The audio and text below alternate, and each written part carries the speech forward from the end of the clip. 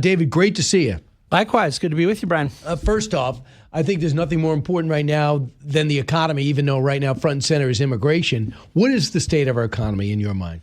So this is the most nonpartisan, objective, honest answer I can give. It's a big theme I've been talking about to clients all year, that people coming into the year, Brian, with this huge conviction the economy is terrible or huge conviction the economy is the best ever are both wrong. Some of them might be sincere in being wrong. I think a lot of it is just partisan cheerleading. But I've never in 26 years professionally managing money ever entered a year with this much ambiguity about the economy. There's $200 billion by my assessment of stimulus coming from the Big Beautiful Bill Act, the positive supply side pro-growth type I like. Business deductions. So that what you're theoretically you believe is that if you lower the cost of investment, then you get more of it. Okay, that's a good thing. But then I think there's about $300 billion of tax coming via tariffs. Now, they keep taking certain tariffs away. They keep kind of moving that a little. We don't know what the Supreme Court will do. They very wisely pulled back some of the tariffs on juice and coffee and sugar and grocery items late in 2025. But my point is that we don't know right now exactly where things will go. The third quarter picked up, but that was mostly just simply because net trade went higher from people that had been front-running imports. What we know is that best case scenario is the economy grew 2.3%. Can I stop you for a second? The third quarter at 4.4% GDP growth. Don't you think that people have already made their decisions on buying quickly because tariffs were coming? I mean, that came in April. Yeah, but this was after that. So this is reflecting the other side. Yeah, so what do you mean? What it is that you have inventories that people had front run, so you get less. So imports take away. So there was higher before and then less after. Okay. And so they would already front run those imports. But when you saw that 4.4%, if I gave you that, say, hey, you're going to have a quarter growth in America, 4.4%, you'd be thinking, wow, this economy's soaring? I can't because I know too much. These things are quarter over quarter. We were down 0.6% the quarter before. So I look at what level was that? Was that, you're saying it was in the threes? No. We were negative 0.6% in Q2. You're talking about the shutdown? No. The second quarter of 2025, way before the shutdown, the economy had contracted and then it went higher in Q3. So when you average it together, let's say we get another strong fourth quarter, your best case is going to get 2.3%. We were 2.7 the year before. We were 2.8 the year before that. No matter what, the economy, best case scenario, grew much less than it did the 2 years prior to that. And now the Atlanta Fed says the next quarter is going to be 5. The Atlanta Fed expectations, which are wrong about half the time. They have a 50% batting average, say 5.4, and then there's a number of private indicators that are anywhere from 1.5 to 3.5. So we don't really know. But I'm saying if you get 5, you end up at 2.3% for 2025 because you had a negative quarter in there. So I look at it annualized. I'm looking at the full pro forma. Where are we? And then for 2026. When I start hearing them saying stuff like 7%, which I heard Kevin Hassett say Friday, I just shake my head because I think we might have a good year in the economy. But why? It was like that thing with Doge, Brian, that we talked about. Why say you're going to cut $2 trillion, set the expectation, and then you cut $120 billion, and it's a big disappointment. $120 billion is a good number. Why say 7? It's not going to be anywhere near 7. It's a joke. So the cheerleading ends up distorting it, and then left-wing people use it for partisan aims. Let's just call balls and strikes here. It all comes out in the wash. So here's what Gary Cohen says about the economy, and he was the former economic advisor to President Trump in the first term. Yeah, he had Kevin Hassett's job before Larry Kudlow had it in the first term. Yeah, here, cut 29. I think we need to take a step back. The economy is quite strong right now on top-line growth. So if you look at GDP, gross domestic product, which is the overall output of the U.S. economy, we're trending about 5% right now, which is a very high growth rate in the United States, and much higher than the baseline we've had for the last decade. Mm-hmm. So if you look at that number alone, and that's a good number to look at, things are going well. The inflation rate has come down to the high 2%. It's still higher than we'd like it. And the unemployment rate is ticking up, but it's still in a reasonable place around 4.5%. So overall, the economy is quite strong right now. Yep.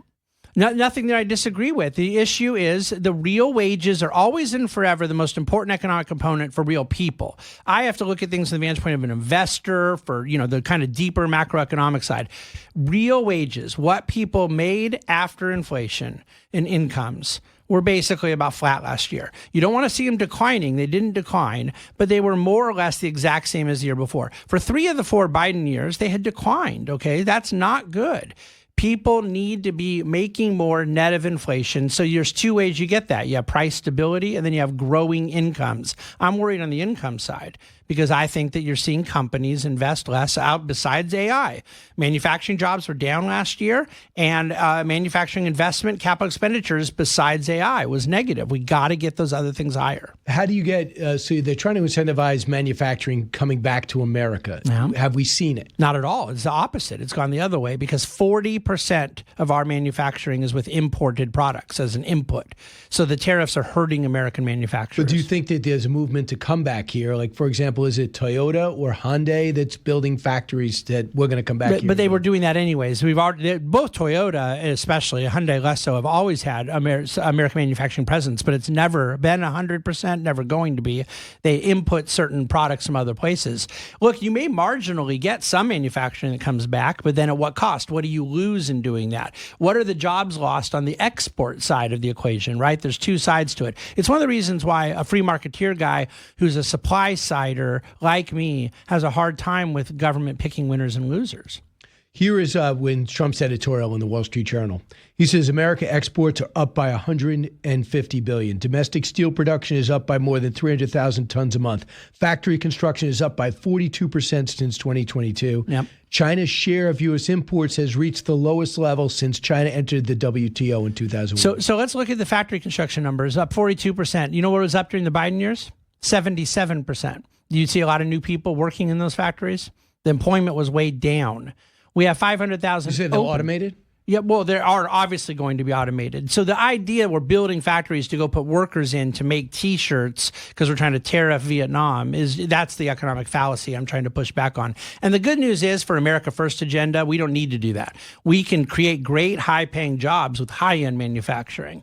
So when we get on the other side, we'll never get back to doing that. Never. And that's what got a lot of the people who do apparel are upset because Vietnam does it better. It takes a skill. Not only do they do it, but they have a skill to do it. We don't better. even have it. No, we don't. And we're not going to get it. Okay. And so that's the problem with the kind of promises that set something up a certain way. There are pockets of data that are positive in the economy. There are pockets of data that are not. I don't need to do a midterm election, commercial out of it, right? My agenda is calling balls and strikes so I can understand how to invest capital and make the right decisions in terms of money. And I think that stuff doesn't lie. Here's what I would say. They have a very good chance of the supply side parts of Big Beautiful Bill overwhelming the negative parts of tariff. But what we can't do is pretend there's not a push-pull, a tug-of-war going on. And I think that deregulation, and then I think getting out of our own way. When we talk about affordability, the government creates the best affordability conditions when they regulate less, tax less. When we start talking about trying to manipulate things, make Fannie and Freddie buy $200 billion in mortgage bonds, You don't like that. Oh, it's a ridiculous idea that Republicans have been against for 15 years.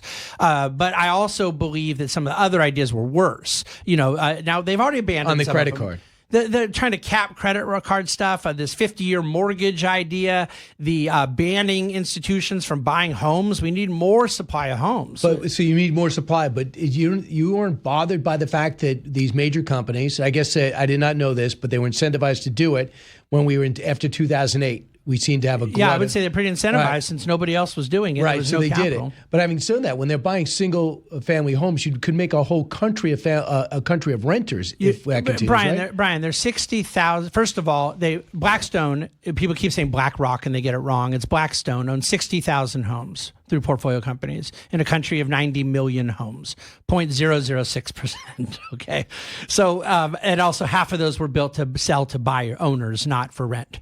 So the numbers are just completely wrong. But in the cities where they did it the most, those cities had the least price appreciation. The cities that had the most price appreciation have no institutional ownership. So the data on that never supported at all. It's a good talking point. That's why Liz Warren, Bernie Sanders, Mayor Mamdani, they all like this stuff. But President Trump doesn't need to go there. He's got better ideas. He, in his heart, is a supply sider. How about this interest rate affordability? Interest rate affordability? Portability. Where Well, again, I have a 3% mortgage. That's one of the worst ideas, that the government would mandate it. For a bank to do it, to try to compete for business by saying we're going to allow you to move your rate, but you would force, the government would have to force a total violation of contract law. The contracts don't say that. So to then force it and make a new bank take a loss on something would re-underwrite everything going forward. So this is why free marketeers like us don't believe in central planning, because when the government does one thing to try to help, they hurt someone else, and the unintended consequences are huge. Now, all conservatives have known this. When President Obama was there, President Biden was there, when Bernie Sanders and Elizabeth Warren talk, when you force portability of mortgages, you're really going to hurt the housing sector. So what ideas do you like that they presented? First of all, they're mostly not federal. Okay, that's a hard part for a politician, to not just do something but stand there. But the biggest thing to change the world in housing is state and local. I'm tired of people going to city council meetings to protest against building new homes. You need new homes. You need easier permitting. Why were there greater supply in mostly red states and less new supply in blue states? It's all on the supply side. The environmental regulations in New York, California, that's why we were the last place states for building new supply per capita. That's what the stuff you have to do. But mostly what you do is avoid mistakes. But David Bahnsen, don't we have a national problem when it comes to housing? It is not national if you mean all the same. It is too expensive nationally, but it is way higher in some pockets than others. So when you look at Phoenix and Austin and Miami, they built tons of new supply, but the demand outpaced it. And you can't build housing the way you build trinkets by flicking on a switch.